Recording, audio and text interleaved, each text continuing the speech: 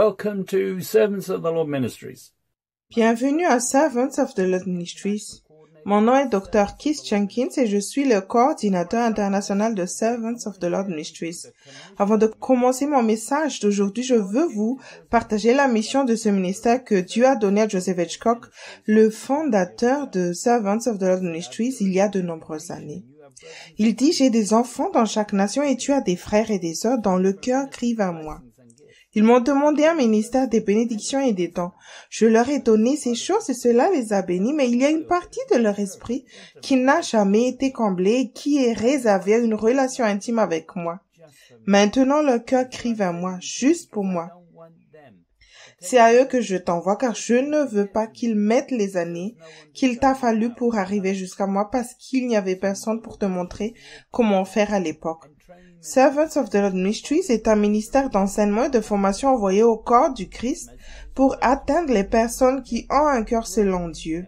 Ce message s'adresse à ceux qui veulent le connaître, grandir en lui et être prêts pour son avènement. Aujourd'hui, je partage un message dont le sujet est de ne s'inquiéter de rien. Paul dit dans Philippiens, chapitre 4, versets 6 à 9, c'est Philippiens, chapitre 4, je lis le verset 6, « Ne vous inquiétez de rien, mais en toute chose faites connaître vos besoins à Dieu par des prières et des supplications avec des actions de grâce. » Verset 7, « Et la paix de Dieu qui surpasse toute intelligence gardera vos cœurs et vos pensées en Jésus-Christ. » Verset 8, « Au reste, frères, que tout ce qui est vrai, tout ce qui est honorable, tout ce qui est juste, tout ce qui est pur, tout ce qui est aimable, tout ce qui mérite l'approbation, tout ce qui est vertueux et digne de louange soit l'objet de vos pensées. » Verset 9. « Ce que vous avez appris, reçu et entendu de moi, et ce que vous avez vu en moi, pratiquez-le, et le Dieu de paix sera avec vous. » Le mot « s'inquiéter » dans Strong est le numéro 3309, tiré d'un autre mot qui veut dire être inquiet à propos de, être inquiété ou avoir de l'inquiétude, prendre compte.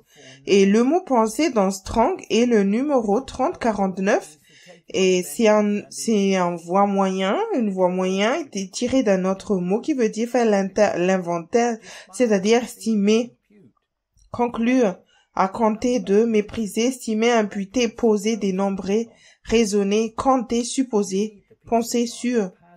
Tu as besoin de la paix de Dieu qui dépasse tout entendement pour mener à bien ta mission sur terre, comme Paul. Ceux qui ne rendent pas grâce pour tout à Dieu, dans la prière deviendront anxieux. Il y a de bonnes et de mauvaises habitudes. Remercier au moment des repas est une bonne habitude développée chez ceux qui ont la paix de Dieu en suivant Christ. Paul a dit dans 1 Timothée 6, versets 11 et 12. C'est 1 Timothée, chapitre 6. Je lis le verset 11. Pour toi, homme de Dieu, fuis ces choses et recherche la justice, la piété, la foi, l'amour, la patience, la douceur. Verset 12. Combat le bon combat de la foi, saisis la vie éternelle à laquelle tu as été appelé et pour laquelle tu as fait une belle confession en présence d'un grand nombre de témoins. Avec la paix de Dieu qui dépasse toute compréhension, tu devais poursuivre la justice, la piété, la foi, l'amour, la patience et la douceur. La paix de Dieu ne te laissera pas dans des situations compliquées lorsque tu es sur le bon chemin. La paix de Dieu ne te quitte que lorsque tu t'éloignes de la vérité pour le bien de ta chair. L'anxiété est le signe que tu perds le combat de la foi, que tu t'accroches à quelque chose d'autre dans ce monde qui te fera perdre la main sur la vie éternelle. Jésus a dit dans Jean 10, verset 27 au verset 30. C'est l'évangile de Jean, chapitre 10, je lis le verset 27. Mes brebis entendent ma voix, je les connais et elles me suivent. Verset 28. Je leur donne la vie éternelle et elles ne périront jamais et personne ne les ravira de ma main. Verset 29. Mon Père qui me les a donnés est plus grand que tous et personne ne peut les ravir de la main de mon Père. Verset 30. Moi et le Père, nous sommes un. Ton propriété légitime est Dieu à travers la création. Adam et Ève ont été arrachés de la main du Père dans le jardin d'Éden Et maintenant, Jésus t'a racheté du marché des esclaves du péché par la rédemption si tu es né de nouveau. Suis toujours constamment le Christ et ne laisse pas le diable t'arracher de la main du Père en t'accrochant à la vie éternelle, en écoutant sa voix, en apprenant à le connaître et en le suivant. Si tu ne périras jamais. Si tu as accepté le Christ comme ton Seigneur, utilise pleinement son nouveau système opératoire par la grâce afin que le Christ puisse prendre toutes les décisions par l'Esprit. Jésus a dit dans Jean 17, versets 2 et 3, c'est l'évangile de Jean, chapitre 17, je lis le verset 2. Selon que tu lui as donné pouvoir sur toute chair, afin qu'il accorde la vie éternelle à tous ceux que tu lui as donnés. Verset 3. Or, la vie éternelle, c'est qu'ils te connaissent, toi, le seul vrai Dieu, et celui que tu as envoyé, Jésus-Christ. La vie éternelle commence dès maintenant pour ceux qui vivent dans sa présence, qui entendent sa voix et lui obéissent constamment. La seule façon d'apprendre à le connaître personnellement est de le laisser prendre toutes ses décisions quotidiennes. Lorsque tu ne t'inquiètes de rien, il peut s'occuper de ces choses que tu ferais normalement toi-même. Si tu gardes ta pensée tranquille, tu expérimentes alors ses réponses pour chaque situation et tu n'as plus qu'à obéir. Il est qualifié pour prendre toutes les bonnes décisions. Alors, suis la direction de l'esprit dans les situations compliquées. Tu verras comment il fait les choses à travers toi et tu apprendras à le connaître personnellement en renonçant à toi-même. Nous lisons dans Jean chapitre 20, verset 18 au verset 21. C'est l'évangile de Jean, chapitre 20, je lis le verset 18. Marie de Magdala l'a annoncé aux disciples qu'elle avait vu le Seigneur et qu'il lui avait dit ces choses. Verset 19. Le soir de ce jour, qui était le premier de la semaine, les portes du lieu où se trouvaient les disciples étaient fermées à cause de la crainte qu'ils avaient des Juifs. Jésus vint, se présenta au milieu d'eux et leur dit, « La paix soit avec vous. » Verset 20. Et quand il eut dit cela, il leur montra ses mains et son côté. Les disciples furent dans la joie en voyant le Seigneur. Verset 21, Jésus leur dit de nouveau, « La paix soit avec vous, comme le Père m'a envoyé. Moi aussi je vous envoie. » Au moment du salut, tu as reçu la paix de Dieu dès que tu l'as accepté comme Seigneur et que tu as décidé de tout abandonner. La paix de Dieu a été la première chose que tu as reçue. Tu sais donc ce qu'elle ressent en comparaison de l'anxiété au service du péché avant le salut. C'est comme le jour et la nuit. Avant d'envoyer ses disciples, Jésus a prié pour qu'ils aient la paix de Dieu. Il se trouvait dans la chambre haute et vivait derrière une porte fermée à clé par crainte des Juifs. Jésus a payé le prix pour que tu puisses maintenant entendre sa voix et par la grâce et la puissance accomplir les œuvres qu'il t'a ordonné de faire. Prends le temps de te repentir d'avoir cru à des mensonges pour le bien de ta chair et tu ne souffriras plus d'anxiété en recherchant plutôt la justice. Dans la Bible amplifiée, édition classique, Philippiens 4, verset 8 dit « Pour tout le reste, frères, tout ce qui est vrai, tout ce qui est digne de respect, tout ce qui est honorable et convenable, tout ce qui est juste, tout ce qui est pur, tout ce qui est beau et aimable, tout ce qui est merveilleux et digne et gracieux, s'il y a quelques vertus et quelques excellences, s'il y a quelque chose qui mérite d'être loué, pensez à ces choses, pesez-les et tenez en compte. Fixez-y votre esprit. » Paul a dit à l'Église de faire une liste des choses que Dieu fait chaque jour par sa grâce et d'y réfléchir. En pensant à ces choses, tu commenceras à sourire et en réalisant à quel point il t'a protégé et pourvu. Pendant que tu penses à ces choses, il peut te rappeler où tu es retourné à tes anciennes habitudes et où tu t'es éloigné de la vérité perdant ainsi cette provision. Nous lisons dans Psaume 46, verset 8 au verset 11. C'est Psaume 46, je lis le verset 8. « Venez, voyez les actes de l'Éternel, quelle dévastation il a faite sur la terre. » Verset 9, « Il a fait cesser les guerres jusqu'au bout de la terre. Il brise les arcs et met en pièces les lances. Il brûle les chariots par le feu. » Verset 10, tenez-vous tranquille et sachez que je suis Dieu. Je serai exalté parmi les nations et je serai exalté sur toute la terre. Verset 11, l'Éternel des armées est avec nous. Le Dieu de Jacob nous est une autre retraite, c'est là. Certains ont besoin des eaux calmes physiquement à côté d'eux pour entendre clairement le Seigneur. Si c'est ce dont tu as besoin, Dieu peut t'offrir ces situations pendant un certain temps, mais tu devrais quand même obéir à ce que tu entends et travailler à ton salut dans la crainte et le tremblement. Paul a dit dans Romains 14, versets 17 et 18. C'est le livre de Romains, chapitre 14. Je lis le verset 17. Car le royaume de Dieu, ce n'est pas le manger et le boire, mais la justice, la paix et la joie par le Saint-Esprit. Verset 18. Celui qui sert Christ de cette manière est agréable à Dieu et approuvé des hommes. Paul, en tant que soldat de première ligne de Jésus-Christ, n'avait pas la possibilité de trouver une situation paisible dans ce monde. Demander à l'ennemi d'arrêter de tirer pendant que tu reçois ses ordres ne fera qu'inciter le diable à se battre encore plus fort. C'est à cette époque que Paul a découvert le royaume de Dieu et a fait l'expérience de la paix de Dieu qui découle du fait de servir le Christ.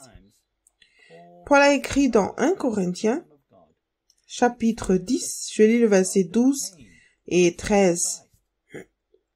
1 Corinthiens 10, verset 12.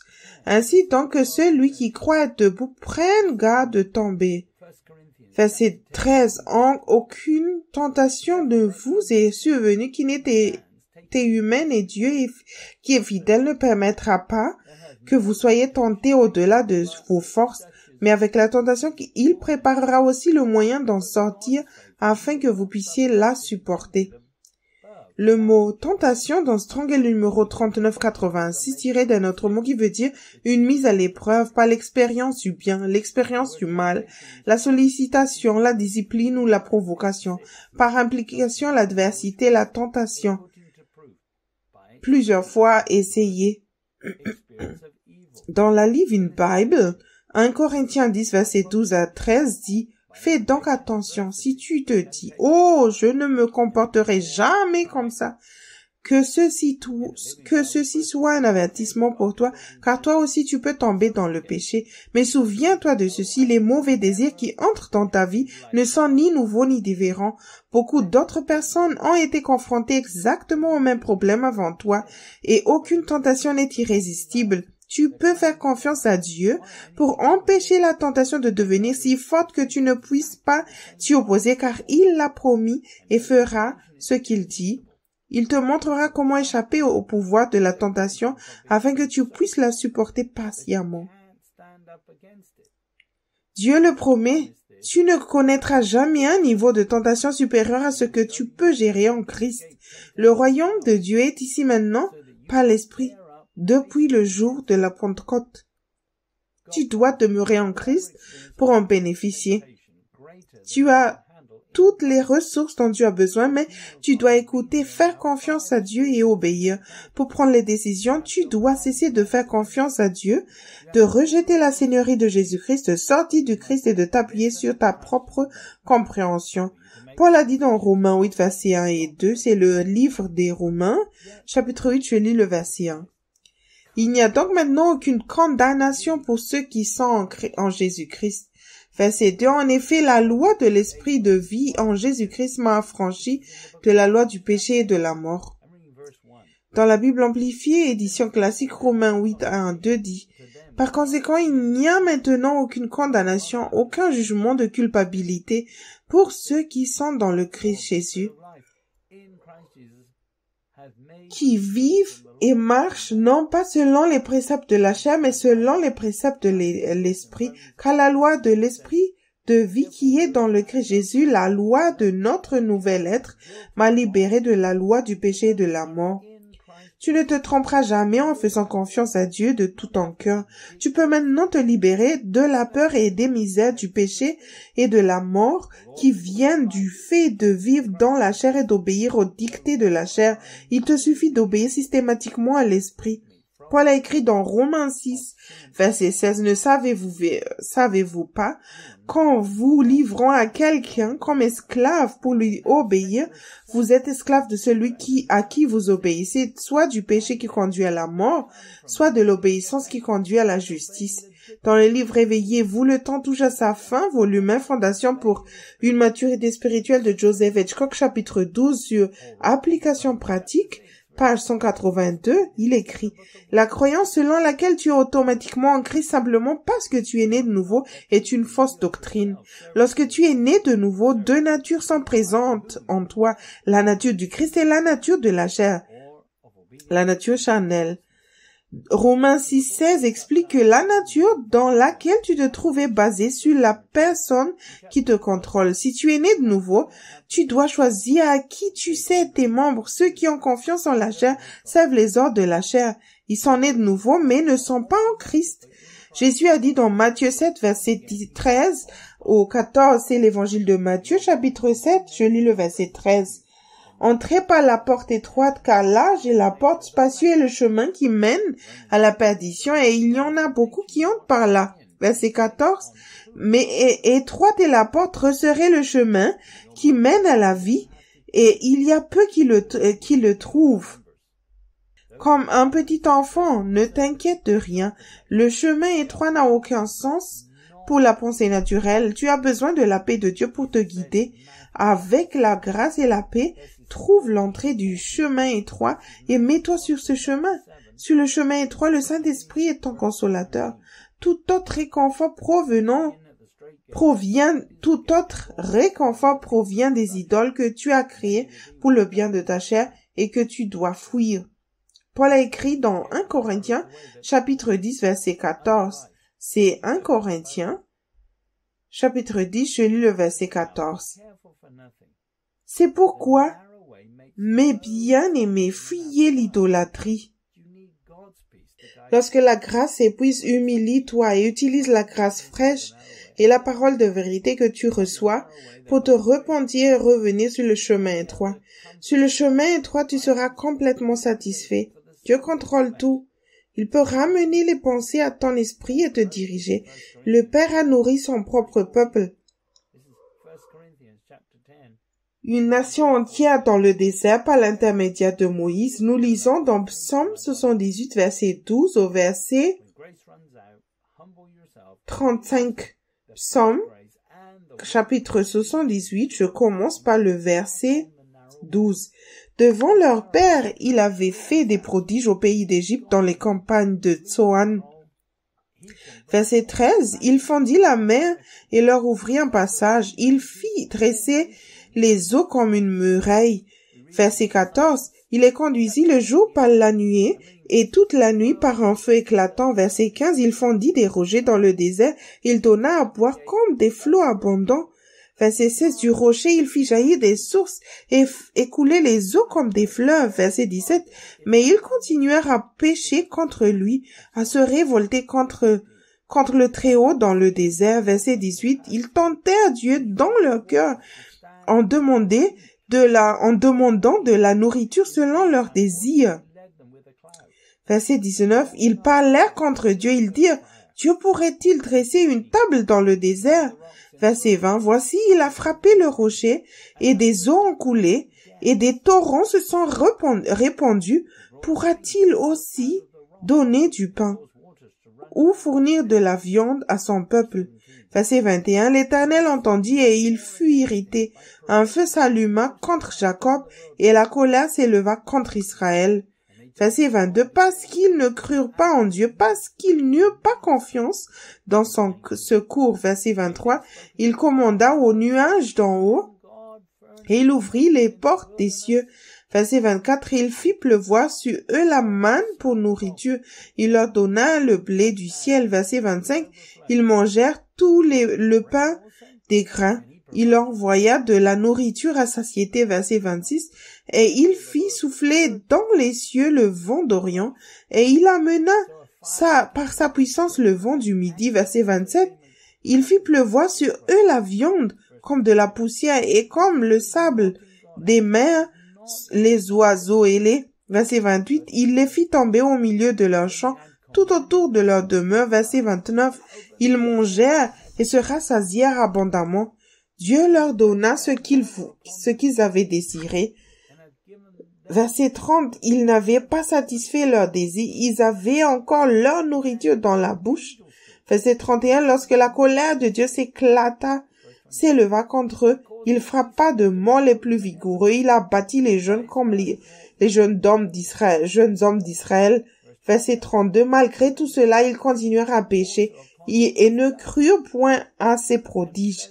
Verset 33, il consuma leurs jours par la vanité et leur année par une fin soudaine. Verset 34, quand il est frappé de mort, il le cherchait, il revenait et se tournait vers Dieu. Verset 35, ils se souvenaient que Dieu était leur rocher, que le Dieu très haut était leur libérateur. Dans la Bible amplifiée édition classique, Philippiens 4, verset 7 dit, « Ne vous inquiétez ni ne vous angoissez pour rien, mais en toutes circonstances et en toutes choses, par la prière et la requête de demande précise, avec des actions de grâce, continuez à faire connaître vos désirs à Dieu, et la paix de Dieu sera la vôtre. Cet état tranquille d'une âme assurée de son salut par le Christ, et ne craignons donc rien de Dieu, et se contentant de son sort terrestre, quel qu'il soit, cette paix qui transcende toute intelligence tiendra garnison et montera la garde sur vos cœurs et vos esprits dans le Christ Jésus-Christ. L'évangéliste Charles Finney considérait souvent l'absence d'anxiété et de paix de Dieu se manifestant chez quelqu'un comme la preuve d'un véritable salut.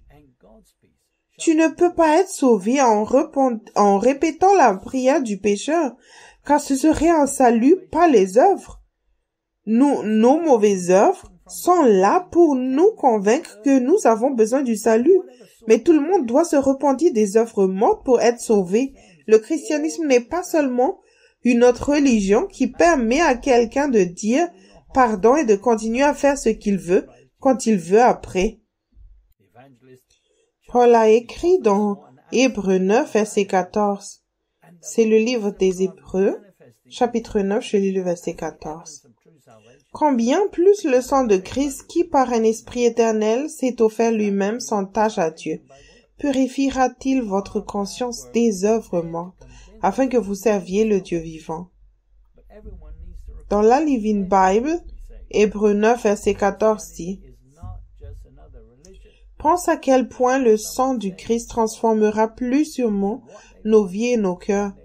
Son sacrifice nous libère du souci de devoir obéir aux anciennes règles et nous donne envie de servir le Dieu vivant, car avec l'aide du Saint-Esprit éternel, le Christ s'est volontairement donné à Dieu pour mourir pour nos péchés. Lui qui est parfait, sans un seul péché ni une seule faute. Il n'y a maintenant plus d'excuses grâce au sang de Jésus. Chacun peut établir la paix avec Dieu. Il n'y a pas de commandement à respecter sur le chemin étroit. Il n'y a que 2 règles. Numéro 1, tout ce que le Saint-Esprit te dit de faire, fais-le. Numéro 2, tout ce que le Saint-Esprit te dit de ne pas faire, ne le fais pas. Pour entrer dans le royaume maintenant, tu dois devenir comme un petit enfant qui obéit au Saint-Esprit comme l'a fait le Christ. Paul a écrit dans 1 Timothée chapitre 6 verset 6 à verset 9. Je lis 1 Timothée chapitre 6 et je lis le verset 6. C'est en effet une grande source de gain que la piété avec le contentement, verset 7, car nous n'avons rien apporté dans le monde et il est évident que nous n'en pouvons rien emporter. Verset 8, si donc nous avons la nourriture et le vêtement, cela nous suffira. Verset 9, mais ceux qui veulent s'enrichir tombent dans la tentation, dans le piège, et dans beaucoup de désirs insensés et pernicieux qui plongent les hommes dans la ruine et la perdition. Ne s'inquiéter de rien est la clé pour obtenir la piété et le contentement. Le contentement ne vient pas de l'amélioration de ton niveau de vie. Joseph Hitchcock, l'auteur du livre My Sheep Hear My Voice, mes brebis entendent ma voix, disait souvent que tu ne peux rien emporter avec toi, mais que tu peux l'envoyer en avance. Ceux qui sont sur le chemin étroit envoient devant eux les choses qu'ils ne peuvent pas garder. Ils sont amoureux de Dieu et ne remarquent pas les choses qu'ils perdent en suivant le Christ parce qu'ils ne s'accrochent à rien dans ce monde. Les chrétiens charnels sont souvent à la recherche de bénédictions terrestres. Tout ce à quoi tu t'accroches dans ce monde t'empêchera de lui obéir parfaitement. Paul a écrit dans Romains 1, verset 15 au verset 17. C'est le livre des Romains, chapitre 1, je lis le verset 15. Ainsi, j'ai un vif désir de vous annoncer aussi l'évangile à vous qui êtes à Rome. Verset 16. Car je n'ai point honte de l'évangile, c'est une puissance de Dieu pour le salut de quiconque croit, du juif premièrement, puis du grec. Verset 17. Parce qu'en lui est révélée la justice de Dieu par la foi, et pour la foi, selon qu'il est écrit, le juste vivra par la foi. Paul était prêt à prêcher à Rome, une ville au service de l'argent, recherchant le gain terrestre avec abondance, car il a la paix et la joie dont il avait besoin. Ceux qui servent de maître pensent que ne s'inquiéter de rien est une pure folie jusqu'à ce que leur vie terrestre soit en désordre. Paul a écrit l'une des plus longues lettres du Nouveau Testament parce que l'Église de Rome s'endormait spirituellement. L'objectif de sa lettre se trouve ici. Paul a écrit Romains 12, versets 1 et 2. C'est le livre de Romains, chapitre 12, je lis le verset 1. Je vous exhorte donc, frères, par les compassions de Dieu, à offrir vos corps comme un sacrifice vivant, saint, agréable à Dieu, ce qui sera de votre part un culte raisonnable. Verset 2. Ne vous conformez pas au siècle présent, mais soyez transformés par le renouvellement de l'intelligence, afin que vous discerniez quelle est la volonté de Dieu, ce qui est bon, agréable et parfait. Soit tu deviens comme le monde, soit le monde devient comme toi, en suivant le Christ. En tant que sacrifice vivant, utilise la paix de Dieu pour te guider lorsque les circonstances changent. Jésus a dit dans Apocalypse 3, verset 14 jusqu'au verset 22. Je lis Apocalypse 3, verset 14.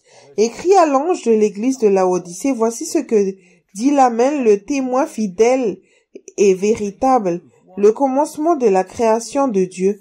Verset 15, je connais tes œuvres. Je sais que tu n'es ni froid ni bouillant. Puisses-tu être froid ou bouillant? Verset 16, ainsi parce que tu es tiède et que tu n'es ni froid ni bouillant, je te vomirai de ma bouche. Verset 17, parce que tu dis, je suis riche, je me suis enrichi et je n'ai besoin de rien, et parce que tu ne sais pas que tu es malheureux, misérable, pauvre, aveugle et nu. Verset 18, je te conseille d'acheter de moi de l'or éprouvé par le feu, afin que tu deviennes riche, et des vêtements blancs, afin que tu sois vêtu, et que la honte de la nudité ne paraisse pas, et un collier pour oindre tes yeux, afin que tu vois. Verset 19, moi je reprends et je châtie tous ceux que j'aime, et donc du zèle, et repens-toi. Verset 20, voici je me tiens à la porte et je frappe. Si quelqu'un entend ma voix et ouvre la porte, j'entrerai chez lui, je souperai avec lui, et lui avec moi. Verset 21, celui qui vaincra, je le ferai asseoir avec moi sur mon trône, comme moi j'ai vaincu, et me suis assis avec mon Père sur son trône. Verset 22, que celui qui a des oreilles entende ce que l'Esprit dit aux églises. Dans le livre Éveillez-vous, le temps touche à sa fin, volume 2, Grandir spirituellement, au chapitre 9, sur l'importance de la seigneurie, à la page 149 et 150, Joseph Hitchcock écrit, plus tu te repentiras, plus tu marcheras de façon constante dans l'esprit. Et si tu as essayé de faire cela, mais que tu n'arrives pas à le faire fonctionner, demande au Seigneur de te montrer d'autres raisons connexes qui pourraient t'en empêcher. Identifie autant de raisons que tu peux et reprends-toi jusqu'à la racine de chacune d'entre elles. Si cela ne semble pas fonctionner, demande à l'Esprit de te montrer pourquoi cela ne fonctionne pas. N'abandonne pas simplement parce que le processus te semble difficile. Voici un petit indice. Tu découvriras exactement quels sont tes obstacles lorsque tu essaieras d'obéir à Dieu. Soit tu réussiras, soit Satan t'empêchera d'obéir. Il ainsi que ta chair te fournira des excuses, des doutes, de la peur et bien d'autres obstacles. Lorsque tu essaies d'obéir à Dieu et que ta chair réagit négativement, tu as trouvé un autre obstacle. Pour savoir ce qui entrave ta foi, rapporte-toi au chapitre entrave à la foi dans le livre Lumière, édition révisée de Joseph Hitchcock. L'anxiété, la peur et le doute résultent de la consultation de ta pensée. Tu devrais écouter ce que te dise l'esprit en faisant confiance à Dieu de tout ton cœur. Ne laisse pas le diable te donner une paix confortable, contrefaite en gardant ta chair à l'aise avec la sagesse de ce monde basé sur la connaissance du bien et du mal. Il y a une grâce pour l'endroit où tu es maintenant, mais il n'y a pas de grâce pour rester là où tu es dans le but d'obtenir un gain terrestre. Dans la Living Bible, Philippiens 4, versets 6 à 7 dit « Ne t'inquiète de rien, au contraire, prie pour tout. Fais part à Dieu de tes besoins et n'oublie pas de le remercier pour ses réponses. Si tu fais cela, tu fais l'expérience de la paix de Dieu qui est bien plus merveilleuse que ce que l'esprit humain peut comprendre. Sa paix gardera vos pensées et vos cœurs tranquilles et en repos lorsque vous ferez confiance en Christ Jésus. » Au moment du salut, les conséquences du péché t'ont réveillé au fait que tu avais une confiance en la chair. Tu utilisais ta pensée et ta sagesse terrestre pour prendre des décisions. Lorsque tu t'es humilié et que tu as accepté le Seigneur Jésus-Christ, la grâce est apparue et tu as commencé à vivre dans la lumière en confessant ton péché. Paul a écrit dans 2 Timothée 2, verset 19 au verset 21. C'est 2 Timothée, chapitre 2, je lis le verset 19. Néanmoins, le solide fondement de Dieu reste debout avec ses paroles qui lui servent de sceau. Le Seigneur connaît ce qui lui appartient et quiconque prononce le nom du Seigneur qu'il s'éloigne de l'iniquité.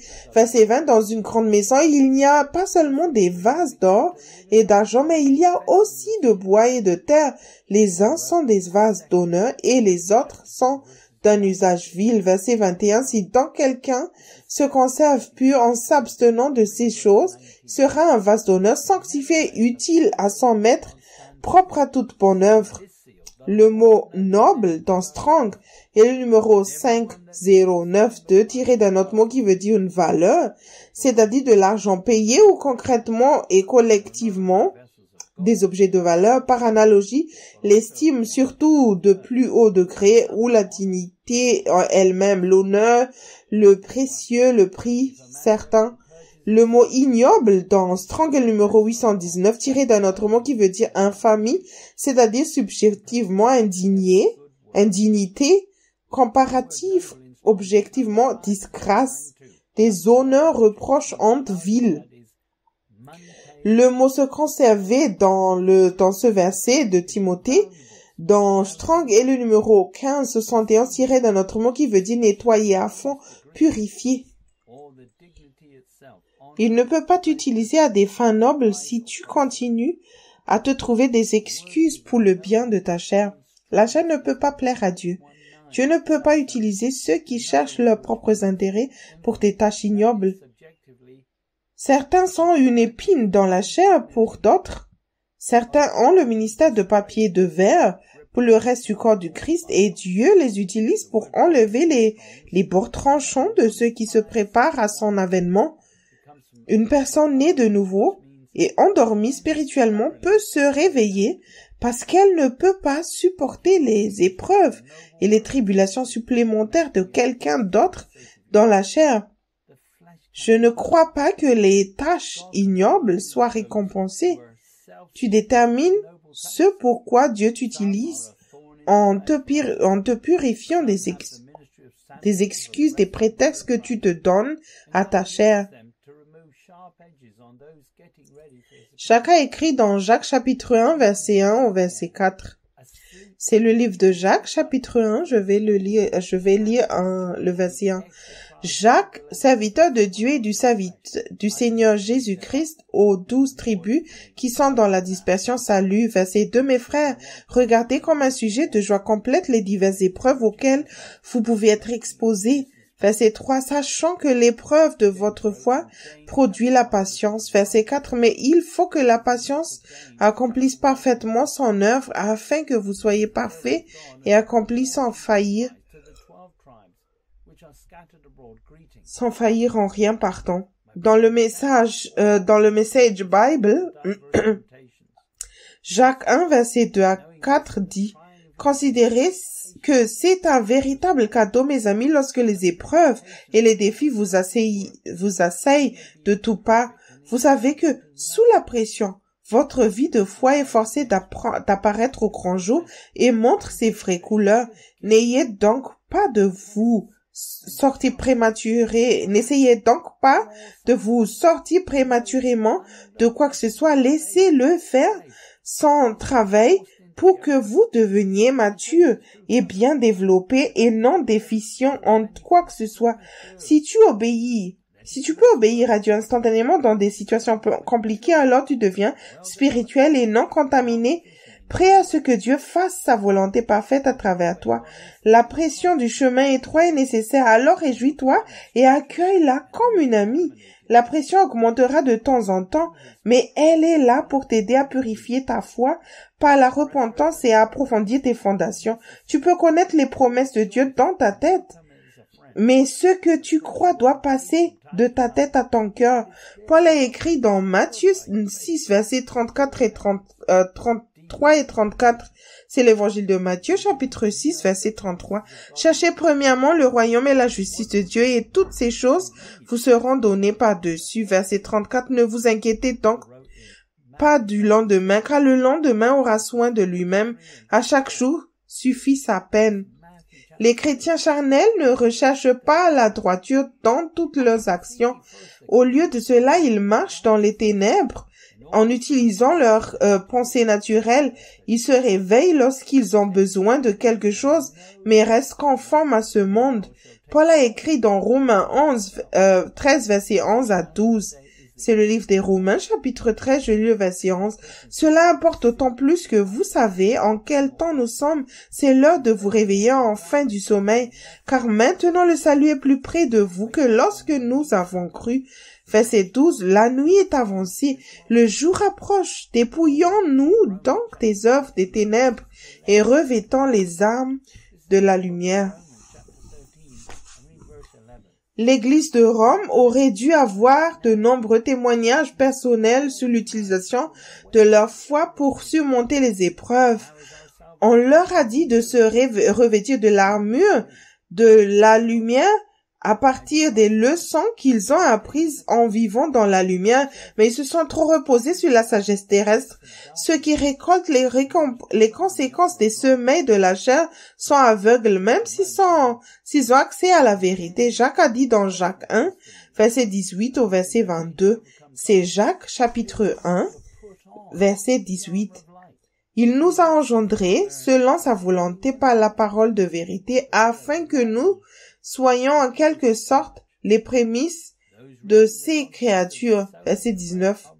Sachez-le, mes frères bien-aimés, afin que tout homme soit prompt à écouter, lent à parler, lent à se mettre en colère, Verset 20, car la colère de l'homme n'accomplit pas la justice de Dieu. C'est pourquoi, rejetant toute souillure et tout excès de malice, recevez avec douceur la parole qui a été plantée en vous et qui peut sauver vos âmes. Verset 22, mettez en pratique la parole et ne vous bornez pas en l'écoutant, en vous trompant vous-même dans le faux, pas de faux raisonnement. N'importe qui peut appeler Jésus Seigneur lorsqu'il n'y a pas de pression. Ceux qui croient avec le cœur le confessent comme Seigneur au milieu d'une épreuve ou d'une difficulté. Les chrétiens charnels écoutent les faux prophètes qui disent au nom de Jésus à haute voix pour obtenir des bénédictions terrestres. Ils font l'expérience d'une percée temporaire parce qu'il y a de la puissance dans le nom de Jésus, mais le changement n'est pas permanent s'ils ne mettent pas la parole en pratique. Salomon a écrit dans Proverbe 3, verset 5, au verset 8, Proverbe 3, verset 5, confie-toi en l'Éternel de tout ton cœur et ne t'appuie pas sur ta sagesse. Verset 6, reconnais-le dans toutes tes voies et il aplanira tes sentiers. Verset 7, ne sois point sage à tes propres yeux, crains l'Éternel et détourne-toi du mal. Verset 8, ce sera la santé pour tes muscles et un rafraîchissement pour tes os. Dans le livre Réveillez-vous, le temps touche à sa fin. Volume 2, Grandir spirituellement, au chapitre 7, La joie de mon salut, page 116, Joseph Hitchcock écrit: un dimanche, j'ai exercé mon ministère dans notre église. J'avais un grand pupitre et une grande Bible. Je prêchais un message et j'étais vraiment enthousiaste. Lorsque j'ai cité une écriture spécifique, je savais que tout le monde dans l'assemblée sera convaincu. Lorsque je l'ai cité, j'ai claqué la Bible sur le pupitre et je l'ai griffé. Je l'ai frappé 3 fois. J'ai dit, Dieu l'a dit, j'y crois et c'est réglé. J'ai fait une pause pour que cela fasse un effet sur la congrégation. Alors que je faisais une pause, le Père a eu quelque chose à me dire. Il m'a dit, mon fils, je l'ai dit et cela règle la question que tu le crois ou non. Ma parole n'a pas besoin de ta croyance pour s'imposer. Elle est fixée pour toujours dans les cieux. Psaume 119, verset 89. Le ciel et la terre passeront, mais pas ma parole. Pas un seul de ponctuation, un signe de ponctuation ne passera jusqu'à ce que tout soit accompli. Selon Matthieu 5, verset 18. Je l'ai dit et c'est réglé. Si tu peux le croire, tu peux le recevoir. Si tu ne peux pas le croire, tu ne le recevras pas. Quoi qu'il en soit, je l'ai dit et c'est réglé. J'ai dit, oh Seigneur, je me suis repenti d'avoir été si arrogant. Puis, j'ai expliqué à la congrégation pourquoi j'étais resté là à l'air idiot pendant si longtemps. J'ai changé de formule ce jour-là. Maintenant, quand le Saint-Esprit me révèle la révélation de Dieu, tu l'as dit et ça règle la question. Je pense que je vais être intelligent et le croire. Si je peux le croire, je peux le recevoir. Si je ne peux pas le croire, je ne le recevrai pas. Il l'a dit et cela règle la question. La foi dans le cœur se fait sans effort. Elle fait confiance à ce qu'elle croit être juste lorsqu'elle en est convaincue. La foi dans le cœur n'a pas besoin de grogner, de gémir ou de s'efforcer. C'est juste une légère inclinaison. Il est impossible d'essayer de libérer ta foi alors que tu es encore en train de t'appuyer sur ta propre compréhension. La foi s'applique à toutes les situations, y compris aux épreuves que la sagesse terrestre ne peut pas résoudre. La sagesse terrestre n'apportera jamais de solution permanente. Jacques a écrit dans Jacques 1, chapitre 1, donc versets 5 à 8, Jacques 1, verset 5, si quelqu'un d'entre vous manque de sagesse, qu'il la demande à Dieu, qui donne à tous simplement et sans reproche, et elle lui sera donnée, verset 6, mais qu'il la demande avec foi sans douter, car celui qui doute est semblable au flot de la mer, agité par le vent et poussé de côté et d'autre. Verset 7, qu'un tel homme ne s'imagine pas qu'il recevra quelque chose du Seigneur. Verset 8, si un homme irrésolu, inconstant dans toutes ses voies. Dans la Message Bible, Jacques 1, verset 5 à 8 dit, si tu ne sais pas ce que tu fais, prie le Père. Il aime t'aider. Tu obtiendras son aide et tu ne seras pas condescendante lorsque tu la demanderas. Demande hardiment avec foi, sans arrière-pensée. Les gens qui s'inquiètent de leurs prières sont comme des vagues fouettées par le vent. Ne pense pas que tu obtiendras quoi que ce soit du maître de cette façon, à la dérive en mer, en gardant toutes tes opinions ouvertes. Lorsque tu obéis à Dieu dans n'importe quelle situation, ta foi est vivante. C'est pourquoi tu as reçu la foi pour croire et obéir à Dieu instantanément. Tu contamineras la vérité si tu la traites avec la raison et la parole envoyée pour te sauver ne sera pas libérée. Ta pensée résistera à la sagesse de Dieu et t'empêchera d'être utilisé par le Seigneur dans son but. Nous lisons dans Ésaïe 55, verset 6 au verset 13. C'est le livre d'Ésaïe 55, verset 6. Cherchez l'Éternel pendant qu'il se trouve. Invoquez-le tandis qu'il est prêt. Verset 7. Que le méchant abandonne sa voie et l'homme d'iniquité ses pensées. Qu'il retourne à l'Éternel qui aura pitié de lui. À notre Dieu qui ne se lasse pas de pardonner. Verset 8. Car mes pensées ne sont pas vos pensées et vos voix ne sont pas vos voix, dit l'Éternel. Verset 9. Autant les cieux sont élevés au-dessus de la terre, autant mes voix sont élevées au-dessus de vos voix et mes pensées au-dessus de vos pensées. Verset 10. Comme la pluie et la neige descendent des cieux et n'y retournent pas sans avoir arrosé, fécondé la terre et fait germer les plantes sans avoir donné de la semence au semeur et du pain à celui qui mange. Verset 11. Ainsi en est-il de ma parole qui sort de ma bouche. Elle ne retourne point à moi sans effet, sans avoir exécuté ma volonté et accompli mes desseins. Verset 12. Oui, vous sortirez avec joie et vous serez conduits en paix. Les montagnes et les collines éclateront d'allégresse devant vous et tous les arbres de la campagne battront dans la main. Verset 13. Au lieu de l'épine s'élèvera du cyprès, au lieu de la ronce croîtra le myrte. Et ce sera pour l'Éternel une gloire, un monument perpétuel impérissable. Penser est dangereux, parce que personne ne voit la fin dès le début, sauf Dieu. Ceux qui abandonnent leur propre voie et se contentent de faire confiance et d'obéir sont bénis. La conviction t'aidera à identifier les pensées qui t'ont poussé à agir de manière injuste et à te repentir. Il est possible de vivre sa vie en étant contrôlé par les pensées de Dieu et non pas les tiennes. Dieu fera le travail à travers toi et tu seras transformé par l'obéissance à l'Esprit de Dieu. Dans la Living Bible, Ésaïe 55, verset 6 à 7 dit: Cherche le Seigneur tant que tu peux le trouver. Fais appel à lui maintenant pendant qu'il est proche. Que les hommes se débarrassent de leurs mauvaises actions, qu'ils bannissent de leur esprit l'idée même de faire le mal, qu'ils se tournent vers le Seigneur pour qu'il ait pitié d'eux et vers notre Dieu, car il pardonnera abondamment. Tu écoutes tes pensées, pas seulement ce que tu dis, alors bannis les mauvaises pensées. Tu es un être spirituel créé à l'image de Dieu pour accomplir les œuvres que Dieu a prévues et lui rendre gloire.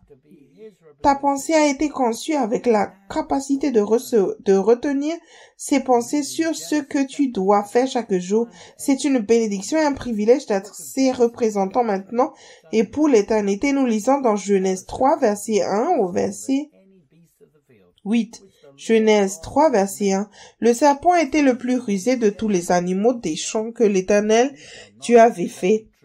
Il dit à la femme: Dieu a-t-il vraiment dit: vous ne mangerez pas de tous les arbres du jardin? Verset 2. La femme répondit au serpent: nous mangeons du fruit des arbres du jardin. Verset 3. Mais quant au fruit de l'arbre qui est au milieu du jardin, Dieu a dit, vous n'en mangerez point et vous n'y toucherez point, de peur que vous ne mourrez. Verset 4, alors le serpent dit à la femme, vous ne mourrez point.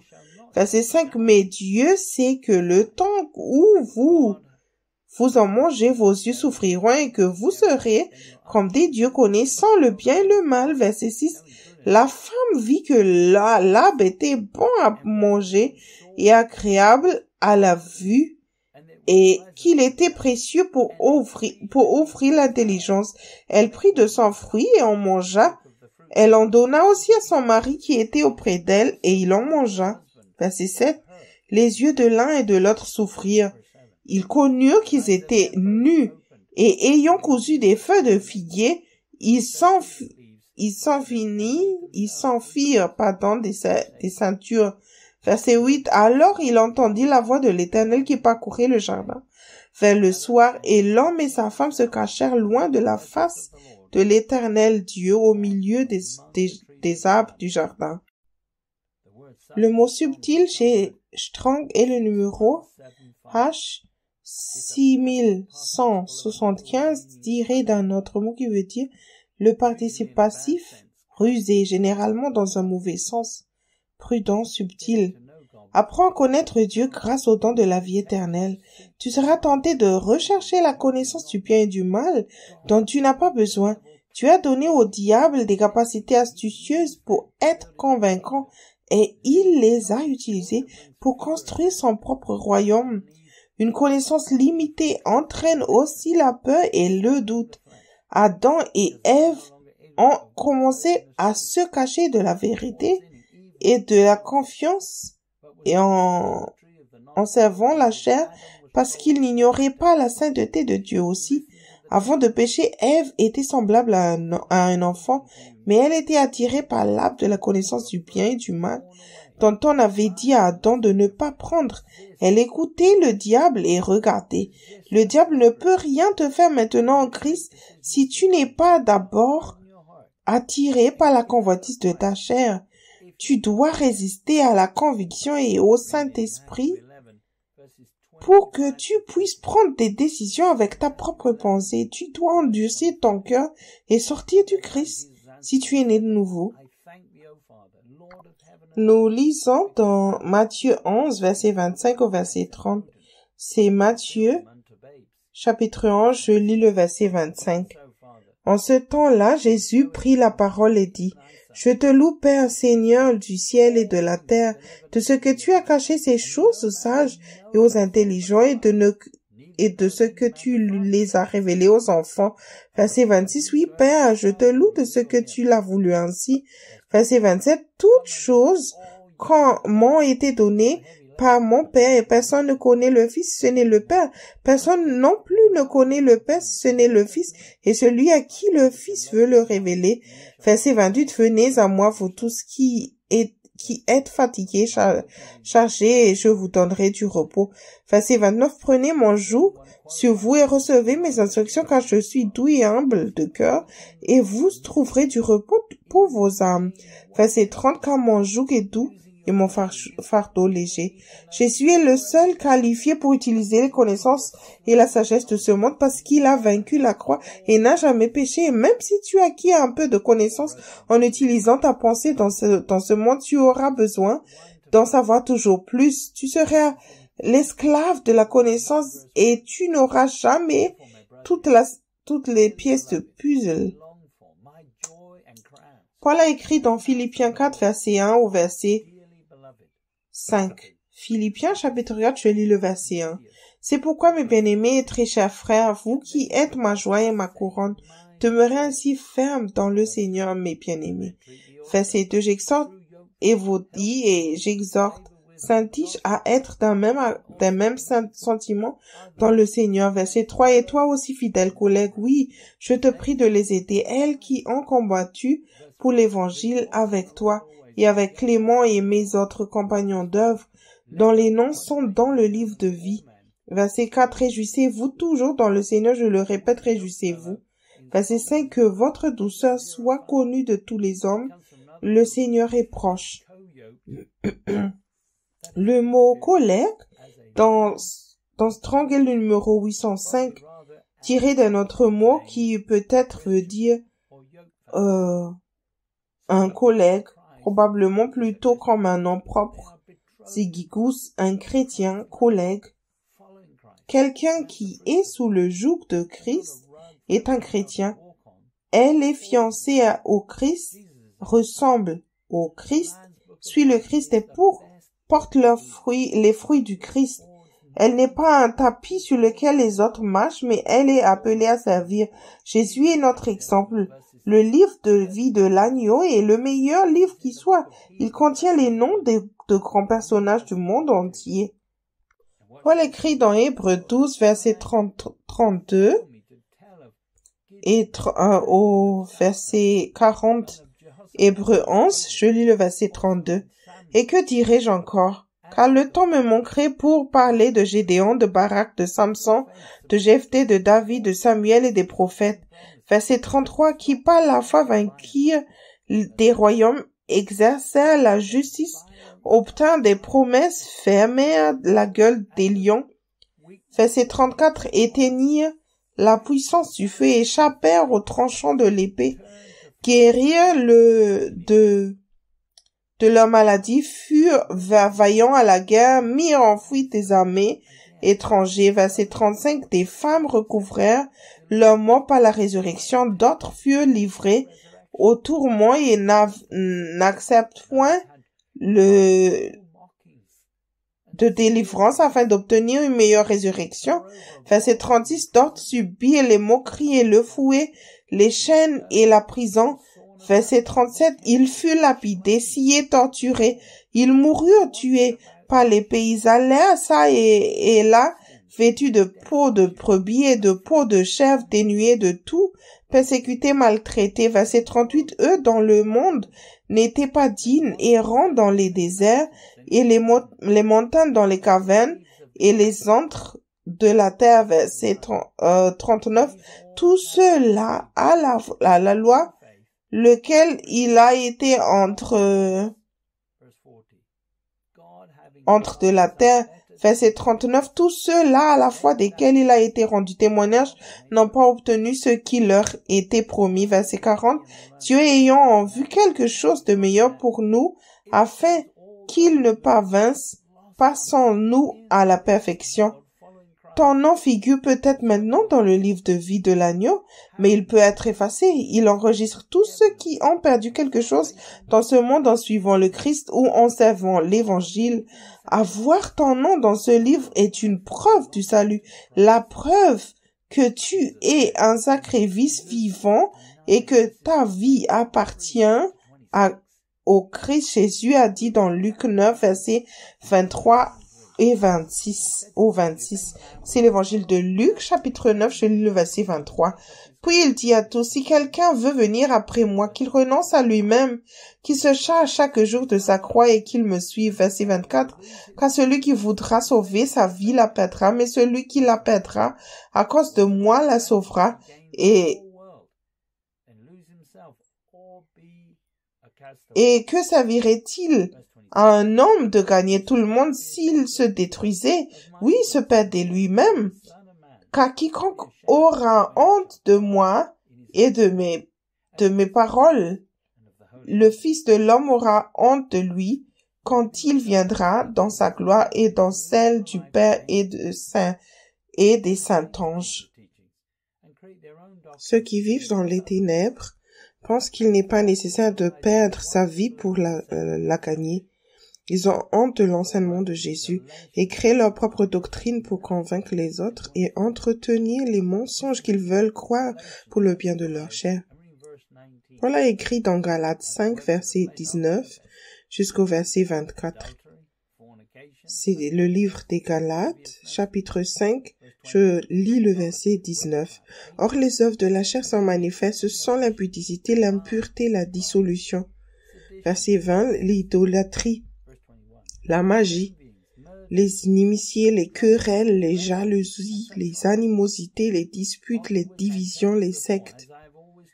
Verset 21, l'envie, l'ivrognerie, les excès de table et les choses semblables. Je vous dis, d'avance, comme je l'ai déjà dit, que ceux qui commettent de telles choses n'hériteront point le royaume de Dieu. Verset 22. Mais le fruit de l'esprit, c'est l'amour, la joie, la paix, la patience, la bonté, la bénignité, la fidélité, la douceur, la tempérance. Verset 23. La loi n'est pas contre ces choses. Verset 24. Ceux qui sont à Jésus ont crucifié la chair avec ses passions et ses désirs. La chair peut être crucifiée. Si tu ne crois pas qu'elle peut être tuée, alors pourquoi non? Dieu l'a dit, mais tu n'y crois pas, uniquement parce que tu aimes encore la chair. Tu n'as plus besoin de la chair. Paul a dit dans Romains chapitre 8, versets 12 et 13. C'est Romains chapitre 8, je lis le verset 12. Ainsi donc, frères, nous ne sommes point redevables à la chair pour vivre selon la chair. Verset 13. Si vous vivez selon la chair, vous mourrez. Mais c'est par l'esprit, vous faites mourir les actions du corps, vous vivez. Tu n'es fait que trouver des excuses à la chair et la nourrir parce que tu veux toi-même quelque chose que tu crois que Dieu ne te donnera pas. Le diable peut aussi rendre ta chair confortable et tu périras si tu ne te repens pas. La chair est ton ennemi, alors fuis-la, tue-la. Paul a écrit dans Galates, chapitre 5, verset 14 à 16, c'est Galates, chapitre 5. Je lis le verset 14. Car toute la loi est accomplie dans une seule parole, dans celle-ci. Tu aimeras ton prochain comme toi-même. Verset 15. Mais si vous vous mordez et vous dévorez les uns les autres, prenez garde que vous ne soyez détruits les uns par les autres. Verset 16. Je dis donc, marchez selon l'esprit et vous n'accomplirez pas les désirs de la chair. Sauve-toi en marchant constamment dans l'esprit et tu ne mourras pas. Regarde tes fruits, entre dans l'esprit en t'humiliant et en confessant tes péchés. Pour que tu puisses marcher dans l'esprit, Jésus doit être le Seigneur absolu de ta vie. Puisque tu as cessé de t'occuper de tes propres intérêts, écouteras-tu à nouveau l'esprit de ce monde? Paul a écrit dans 1 Corinthiens, chapitre 2, verset 12 au verset 16. C'est 1 Corinthiens, chapitre 2. Je lis le verset 12. Or, nous n'avons pas reçu l'esprit du monde, mais l'esprit qui vient de Dieu, afin que nous connaissions les choses que Dieu nous a données par sa grâce. Verset 13. Et nous en parlons non avec des discours qu'enseigne la sagesse humaine, mais avec ceux qu'enseigne l'esprit, employant un langage spirituel pour les choses spirituelles. Verset 14. Mais l'homme animal ne reçoit pas les choses que l'esprit de Dieu, car elles sont une folie pour lui, et il ne peut les connaître parce que c'est spirituellement qu'on en juge. Verset 15. L'homme spirituel, au contraire, juge de tout, et il n'est lui-même jugé par personne. Verset 16. Car qui a connu la pensée du Seigneur pour l'instruire? Or, nous avons la pensée de Christ. Le diable dit au monde ce qu'il veut entendre. Les gens croient que Dieu aide ceux qui cèdent eux-mêmes. Ce n'est que lorsque les gens commencent à récolter les conséquences du péché qu'ils se réveillent. Ceux qui vivent dans les ténèbres pensent aussi que devenir comme un petit enfant est stupide. Les leaders des églises charnelles croient et enseignent que Dieu t'a donné un cerveau et qu'il s'attend à ce que tu l'utilises. Prends des décisions avec ta pensée, fais de toi Seigneur et de ta propre vie. Mais Jésus, Seigneur, Paul ne donnait pas de conseils à Dieu, mais il savait ce qu'il fallait faire dans une situation compliquée parce qu'il avait l'esprit du Christ. Paul a également écrit dans 1 Corinthiens chapitre 3 verset 18 au verset 20. C'est 1 Corinthiens chapitre 3, je lis le verset 18. Que nul ne s'abuse lui-même. Si quelqu'un parmi vous pense être sage, selon ce siècle qu'il devienne fou afin de devenir sage. Verset 19, car la sagesse de ce monde est une folie devant Dieu. Aussi est-il écrit, il prend les sages dans leur ruse. Verset 20, et encore, le Seigneur connaît les pensées des sages. Il sait qu'elles sont vaines. La sagesse de ce monde détruit des vies et cette planète aussi. C'est seulement ton raisonnement qui t'empêche d'être sous le joug de Jésus et d'apprendre spirituellement. La pensée humaine ne peut pas recevoir et croire les choses spirituelles parce qu'elles sont spirituelles, discernées. Sous le joug de Jésus, tout est à toi. Jésus a témoigné de sa relation avec son Père en disant, dans Jean 5, verset 26 jusqu'au verset 30, c'est l'évangile de Jean, chapitre 5, je lis le verset 26.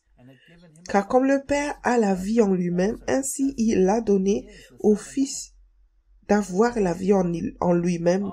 Verset 27, et il lui a donné le pouvoir de juger, parce qu'il est le Fils de l'homme. Verset 28, ne vous étonnez pas de cela, car l'heure vient où tous ceux qui sont dans les sépulcres entendront sa voix et en sortiront.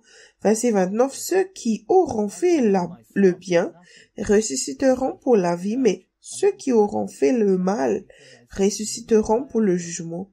Verset 30, je ne puis rien faire de moi-même. Selon que j'entends, je juge, et mon jugement est juste parce que je ne cherche pas ma volonté, mais la volonté de celui qui m'a envoyé. Le mot vivifier dans Strong est le numéro 22-27. Du même que d'un autre mot, qui veut dire pour revitaliser, littéralement, figurativement, rendre vivant, donner la vie, vivifier. Jésus n'a jamais rien fait indépendamment du Père. Il n'a jamais porté de jugement sur aucune situation. Il expliquait que le jugement aura lieu à la fin. Lorsque tout le monde entendra sa voix, ceux qui reconnaissent Dieu dans toute leur voix et se soumettent à Jésus expérimentent maintenant sa vie de résurrection. Jésus a reçu l'autorité d'exécuter le jugement parce qu'il était soumis au Père minute par minute. Tous ceux qui sont nés de nouveau entendront sa voix, mais il y aura des résurrections. Assure-toi d'être dans la bonne en apprenant, dans la bonne résurrection, en apprenant à entendre, à faire confiance et à obéir à Jésus dès maintenant. Si tu ne lui obéis pas maintenant par l'Esprit, tu ne lui obéiras pas quand il viendra dans sa gloire avec tous ses saints anges. Il ne fera pas d'exception à ce moment-là lorsqu'il établira son royaume. Il est un peu tard pour prétendre que Jésus est Seigneur. À ce moment-là, ne te fais pas d'illusions. Il n'y a pas de ciel sans royaume, des cieux et pas de royaume des cieux sans roi. Dans la Bible amplifiée édition classique, Jean 5, verset 30 dit « Je ne peux rien faire de moi-même, c'est-à-dire indépendamment de mon propre chef, mais seulement dans la mesure où je suis enseigné par Dieu et où je reçois ses ordres. De même que je juge, je décide comme il me donne de décider. Comme la voix me parvient, je prends une décision et mon jugement est juste. Parce que je ne cherche ni ne consulte ma propre volonté. Je n'ai aucun désir de faire ce qui me plaît, mon propre but, mon propre objectif, mais seulement la volonté et le plaisir du Père qui m'a envoyé. Le Fils sera honoré pour le fait qu'il est venu dans la chair et qu'il n'a jamais rien fait indépendamment du Père. Jésus était également au Père dans son humanité et n'a jamais consulté sa propre pensée pour faire sa volonté propre ou son propre plaisir, ni utiliser sa nature divine. Jésus était un être humain fonctionnant correctement, soumis au Père. Et ayant la vie en lui-même, Jésus était qualifié pour juger et avait l'autorité de donner la même vie à ceux qui lui étaient soumis. Il avait cette vie parce qu'il ne faisait rien sans avoir d'abord reçu ses ordres et entendu Dieu. Tu ne peux pas avoir la vie en écoutant ta chair. Dans la Bible amplifiée édition classique, Ésaïe 55, verset 6 dit « Cherchez, demandez et exigez le Seigneur pendant qu'il peut être trouvé, en le réclamant par nécessité et par droit. Appelez-le pendant qu'il est proche. » Lorsque tu es dans l'esprit, il est près de toi, surtout lorsque tu es convaincu et corrigé. Lorsque ta chair est à l'aise, tu sais qu'il n'est plus proche et tu ne le trouveras pas non plus en restant dans la chair. Nous lisons dans Jean chapitre 20, verset 22 jusqu'au verset 29. C'est l'évangile de Jean, chapitre 20, Je lis le verset 22. Après cela, après ces paroles, il souffla sur eux et leur dit, recevez le Saint-Esprit. Verset 23. Ceux à qui vous pardonnerez les péchés, ils leur seront pardonnés. Et ceux à qui vous les retiendrez, ils leur seront retenus. Verset 24. Thomas, appelé Didyme, l'un des 12, n'était pas avec eux lorsque Jésus vint. Verset 25. Les autres disciples lui dirent donc, nous avons vu le Seigneur. Mais il leur dit, si je ne vois dans ses mains la marque des clous, et si je ne mets mon doigt dans la marque des clous, et si je ne mets ma main dans son côté, je ne croirai point. Verset 26. 8 jours après, les disciples de Jésus étaient de nouveau dans la maison, et Thomas se trouvait avec eux. Jésus vint, les portes étaient fermées, se présenta au milieu d'eux et dit, la paix soit avec vous. Verset 27. Puis il dit à Thomas, avance ici ton doigt, et regarde mes mains.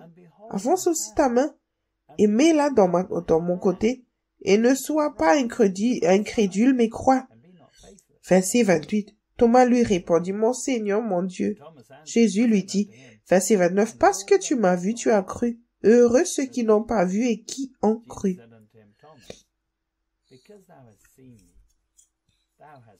Dieu veut que tu croies et que tu libères ta foi dans la vérité, et que tu vives par la foi et non par la vue.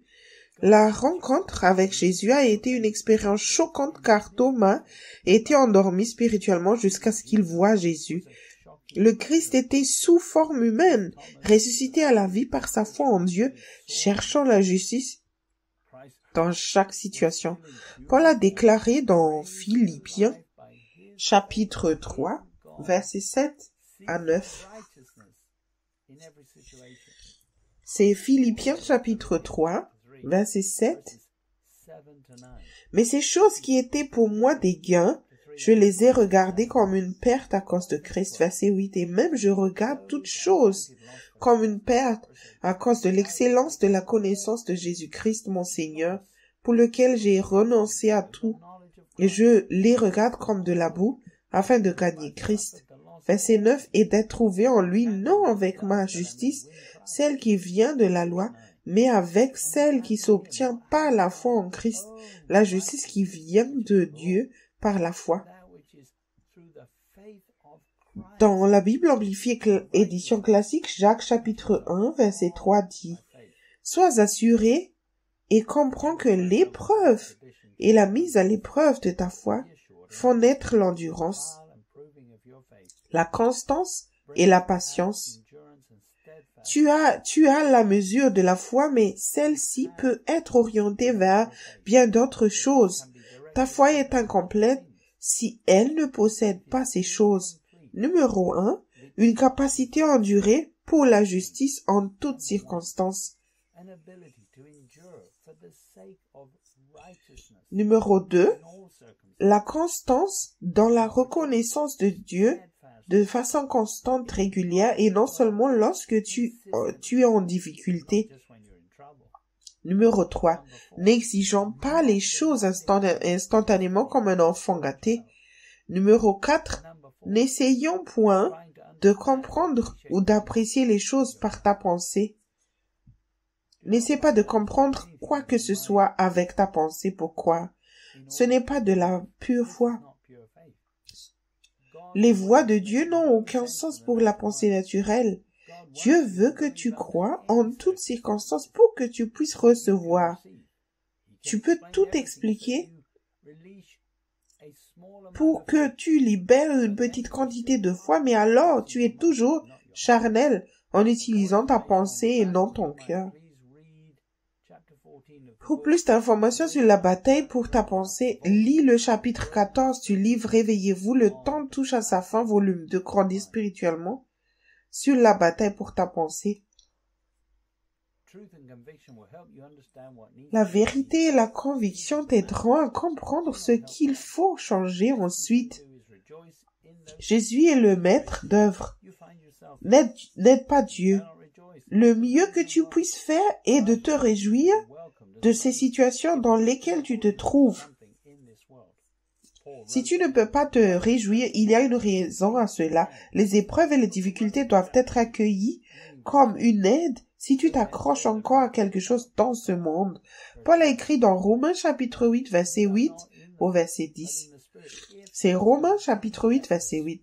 Or, ceux qui vivent selon la chair ne sauraient plaire à Dieu. Verset 9. Pour vous, vous ne vivez pas selon la chair, mais selon l'esprit. Si du moins l'esprit de Dieu habite en vous, si quelqu'un n'a pas l'esprit de Dieu, il ne lui appartient pas. Verset 10. Et si Christ est en vous, le corps, il est vrai, est mort à cause du péché, mais l'esprit est vie à cause de la justice. Seul le chemin étroit mène à la vie, mais tu dois y croire. Si tu ne crois pas, Dieu enverra quelqu'un pour te le dire. C'est toi qui dois changer. Au lieu d'être aux commandes, tu te bats pour que Jésus soit aux commandes de ta vie. Il n'y a que 2 systèmes opératoires. Tu devrais te battre pour qu'il reste Seigneur en recherchant la droiture pour pouvoir entendre la voix de Jésus tout le temps dans les situations compliquées. Tu dois l'entendre simplement pour mettre ta foi dans ce que tu dis plutôt que d'utiliser ta pensée pour prendre des décisions. Pierre a dit dans 1 Pierre 5, versets 8 à 11. C'est 1 Pierre chapitre 5, je lis le verset 8. Soyez sobres, veillez. Votre adversaire, le diable, rôde comme un lion, rugissant, recherchant qui il dévorera. Verset 9. Résistez-lui avec une foi ferme, sachant que les mêmes souffrances sont imposées à vos frères dans le monde. Verset 10. Le Dieu de toute grâce qui vous a appelé en Jésus-Christ à sa gloire éternelle, après que vous aurez souffert un peu de temps, vous perfectionnera lui-même, vous affermira, vous fortifiera, vous rendra inébranlable. Verset 11. À lui soit la puissance au siècle des siècles. Amen. Le mot sobre dans Strong est le numéro 35-25. D'affinité incertaine, s'abstenir de vin, garder la sobriété, c'est-à-dire au sens figuré, être discret, être sobre, veiller. Le mot vigilant dans Strong est le numéro 11-27, tiré d'un autre mot qui veut dire garder et veiller, c'est-à-dire veiller au sens propre ou au sens figuré, soit vigilant, être vigilant, réveiller, faire attention. Dans la Message Bible, 1 Pierre 5, verset 8 à 10 dit « Garde la tête froide, reste vigilant, le diable est prêt à bondir et ne demande pas mieux que de te surprendre en train de faire la sieste. Reste sur tes gardes. Vous n'êtes pas les seuls à être plongés dans ces temps difficiles. Il en va de même pour les chrétiens du monde entier. Alors garde fermement la main sur la foi. La souffrance ne durera pas éternellement. Il ne faudra pas attendre longtemps avant que ce Dieu généreux, qui a de grands projets pour nous en Christ, des projets éternels et glorieux, te remettra sur pied pour de bon. C'est lui qui a le dernier mot. Oui, c'est lui. Maintenant tu es né de nouveau, Dieu ne va pas supprimer le diable à cause de ton manque de foi et d'humilité. Tu as la stratégie de la guerre et il est le commandant en chef de ses armées. Réveille-toi spirituellement. Le diable ne peut tromper que ceux qui utilisent leurs pensées pour essayer de parvenir à la vérité. J'ai vu celui que Dieu a utilisé pour me former se mettre en état d'alerte à des moments où il était tenté à cause de la fatigue ou de la douleur. Dans ces situations où j'ai commencé, je n'ai pas gardé les yeux sur le Seigneur et j'ai plutôt écouté ma chair. J'ai dû me repentir et remettre en place une veille pour cette même tentation. J'étais prêt à apprendre et j'ai cru par la grâce de la foi que je n'avais pas à commettre 2 fois la même erreur. J'ai demandé à Dieu une situation ou une épreuve similaire après m'être repenti pour être sûr que j'avais réussi mon test et que j'étais allé à la racine des problèmes. Jean a dit dans 1 Jean 3, versets 7 et 8, c'est 1 Jean chapitre 3, je lis le verset 7.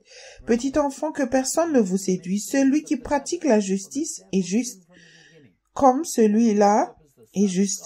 1 Jean 3, verset 8, celui qui pêche est du diable, car le diable pêche dès le commencement. Le Fils de Dieu apparut afin de détruire les œuvres du diable. Le diable n'a rien à offrir et périra dans les temps de feu éternel. Ceux qui périssent ne comprendront pas pourquoi tu ne fais pas simplement ce que tu veux quand tu le veux. Les chrétiens charnels croient à un mensonge selon lequel tu ne peux pas t'amuser sans servir un peu la chair. Tes instructions quotidiennes viennent maintenant dans l'esprit et ta vie peut sauver d'autres personnes qui ne croient pas à la vérité. Jésus est passé à travers le mur pour rejoindre ses disciples dans la chambre haute parce qu'il en a reçu l'ordre du Père. Puis Dieu est amour et Dieu de toute grâce. Jésus fonctionnait comme l'homme a été créé pour fonctionner en faisant la volonté du Père. Tout le temps, Dieu te permettra d'utiliser des outils puissants et plus encore pour délivrer la vérité dans l'amour lorsque tu seras prêt. Tu n'as pas besoin d'enfoncer les portes de l'opportunité. La foi doit d'abord être mise à l'épreuve dans certaines situations compliquées. Si tu assumes la seigneurie et que tu utilises ta pensée, alors il y a encore du nettoyage et de la purification à faire. Dans la Message Bible, Philippiens 4, verset 9 dit: Ne te préoccupe pas et ne t'inquiète pas, au lieu de t'inquiéter, prie. Laisse les requêtes et les louanges façonner tes soucis en prière, en faisant connaître à Dieu tes préoccupations, avant que tu ne t'en rendes compte. Un sentiment de plénitude de Dieu, tout s'assemblant pour le bien, viendra t'apaiser. C'est merveilleux ce qui arrive quand le Christ remplace les soucis au centre de ta vie. En résumé, mes amis, je dirais que vous ferez mieux de remplir vos esprits et de méditer sur des choses vraies, nobles, réputées, authentiques, convaincantes, gracieuses, les meilleures, pas les pires, les belles, pas les laides, les choses à louer pour les choses à maudire. Pas les choses à maudire, pardon. Mettez en pratique ce que vous avez appris de moi, ce que vous avez entendu, vu et réalisé. Faites-le et Dieu qui fait fonctionner toutes les choses ensemble vous fera entrer dans ses harmonies les plus excellentes. Ne pas s'inquiéter de rien peut sembler ridicule aux yeux de ce monde, mais si tu n'obéis pas à ce commandement, tu commenceras à réfléchir et à t'inquiéter. Dieu seul sait à quoi tu dois penser. Il est le Seigneur. Les disciples avaient beaucoup de choses à penser dans la chambre haute et étaient devenus craintifs en conséquence. Thomas a eu un choc et a réalisé que la foi du Christ faisant la volonté de Dieu fonctionnait sans aucune prière spéciale et de délivrance et qu'il avait vaincu la mort par la foi en Dieu seul. Maintenant, tu peux demander à Dieu tout et n'importe quoi, vivre dans son royaume et ne pas avoir à utiliser ta pensée pour prendre des décisions. Paul a écrit dans Romains 12, verset 3. C'est dans le livre de Romains, chapitre 12, je lis le verset 3. Par la grâce qui m'a été donnée, je dis à chacun de vous de n'avoir pas de lui-même une trop haute opinion, mais de revêtir des sentiments modestes, selon la mesure de foi que Dieu a départie à chacun. Il n'y a pas de mécanique pour entendre sa voix sans droiture et humilité. Le christianisme n'est pas une religion, c'est une relation avec un Dieu vivant. En ce moment, tu n'es peut-être pas conscient que ton motif et ton attitude à l'égard de Dieu ont besoin d'être corrigés. Le Saint-Esprit t'a été donné pour que tu puisses avoir les pensées même de Dieu dans ta pensée et dans ton cœur. Par la grâce, au moyen de la foi, ceci est basé sur le pardon des péchés et sur ce que Jésus a fait sur la croix. Tu es très privilégié. Il parle tout le temps. Tu peux être dans l'esprit et garder ta pensée tranquille. Tu dois aussi être prompt à écouter et lent à parler. Si tu n'agis pas rapidement et ne commences pas à réfléchir, tu te mettras en colère lorsque tu seras convaincu. Si tu commences à penser dans la chair, le diable peut aussi te dissuader d'obéir à la vérité. Paul a écrit dans Hébreux 2, versets 6 et 7. C'est Hébreux 2, verset 6. Or, quelqu'un a rendu quelque part Ce témoignage, qu'est-ce que l'homme pour que tu te souviennes de lui, ou le fils de l'homme pour que tu prennes soin de lui? Verset 7, tu l'as abaissé pour un peu de temps au-dessus des anges, tu l'as couronné de gloire et l'honneur et d'honneur. Chaque fois que tu penses être quelque chose, rappelle-toi que tu as été créé pour servir. L'homme a reçu un lien direct avec Dieu lors de la création, puis il a été arraché à la main du Père par le péché. Nous ne sommes rien sans lui. Paul a dit dans 2 Corinthiens 4, verset 7. C'est 2 Corinthiens chapitre 4, verset 7. Nous portons ce trésor dans des vases de terre afin que cette grande puissance soit attribuée à Dieu et non pas à nous. Les situations difficiles pour ta foi sont une récompense pour ta fidélité. Le plan de Dieu est de t'utiliser pour toute bonne œuvre par la grâce au moyen de la foi dans chaque culture dans laquelle il te place. Au fur et à mesure que tu deviens un pratiquant de la parole, sous des pressions plus fortes, il t'utilise davantage dans ce monde. Dans la Bible amplifiée édition classique, Proverbe 3, versets 5 à 6 dit « Appuyez-vous sur le Seigneur, faites-lui confiance et ayez confiance en lui de tout votre cœur et de tout votre esprit et ne vous fiez pas à votre propre perspicacité ou à votre propre compréhension. Dans toutes tes voies, reconnais-le et il dirigera et rendra droit et clair tes sentiers. » Dans la Message Bible, Proverbe 3, verset 5-6 dit « Fais confiance à Dieu du fond de ton cœur. N'essaie pas de tout comprendre par toi-même. Écoute la voix de Dieu dans tout ce que tu fais, partout où tu vas. C'est lui qui te gardera sur la bonne voie. Si tu veux apprendre, entendre, à connaître et suivre Jésus, alors je te conseille le livre Mes brebis entendent ma voix de Joseph Hitchcock. Si tu veux prendre un nouveau départ, le faire Seigneur et vivre dans la lumière, alors je te conseille Réveillez-vous, le temps touche à sa fin, volume 1, Fondation pour une maturité spirituelle de Joseph Hitchcock. Si tu veux vraiment te soumettre à l'esprit par une régulière repentance, alors je te conseille le livre Réveillez-vous, le temps touche à sa fin, volume 2, Grandir spirituellement de Joseph Hitchcock. Tu dois t'assurer que tu t'engages sur le chemin étroit, le chemin spacieux menant à la destruction à fière allure et est signalé par un panneau le paradis par ici. Et de nombreuses personnes bien intentionnées et fréquentant l'église sont sur ce chemin. Je crois que ce livre t'aidera. La prison dorée, édition révisée de Joseph Hitchcock. Aujourd'hui, j'ai parlé sur le message « Ne vous inquiétez de rien ». C'est une vie merveilleuse quand tu fais cela. C'est une merveilleuse vie de lâcher prise et de laisser Dieu faire. C'est exactement ce dont nous devons faire. Faire confiance à Dieu de tout notre cœur. En faisant cela, en accueillant ce message, permet à l'Écriture de te montrer où tu es en erreur et tu dis ces versets. Dieu te montrera pourquoi tu tiens encore à quelque chose. Tu vivras une expérience bénie quand tu lâches prise ces choses et laisser Dieu faire. Tu seras totalement libéré. Laisse-moi prier pour toi maintenant. Père Céleste, il y a beaucoup de gens qui ont besoin de lâcher prise et de te laisser prendre le plein contrôle. Père, qu'ils répondent à ce message. Je prie qu'ils vivent une transformation complète, qu'ils te voient bouger, se manifester en leur faveur et qu'ils s'approchent de cette vie de foi où il continue à écouter ta voix et faire ce que tu dis.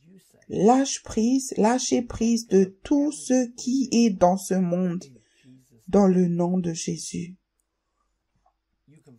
Tu trouveras un résumé des Écritures utilisées dans le message d'aujourd'hui sous la vidéo, soit par écrit, soit via un lien vers le site web. Nos coordonnées suivront à la fin de ce message. Dieu vous bénisse et merci d'avoir écouté.